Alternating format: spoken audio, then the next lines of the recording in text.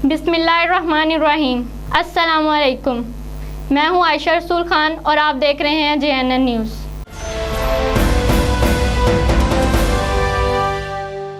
जेटा बूटा में तजावुज़ात के खिलाफ ऑपरेशन, अरसा से कायम तजावुज़ात हटा दी गई, निगरानी इरशाद खान जतोई ने की। मज़ीद मालूमात से आगाह करेंगे अनिल गौरी।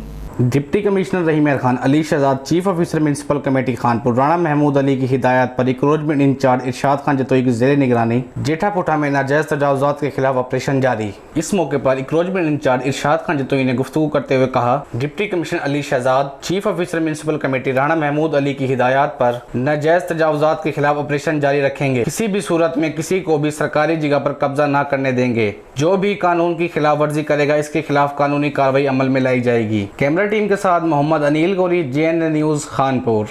बहुत शुक्रिया अनिल गौरी। तफसीलात से आगाह करने के लिए मजीद खबरों के लिए देखते रहिए JNN news. You watching JNN News Network. For more news, subscribe Our channel press the bell icon and don't forget the comments. Thank you.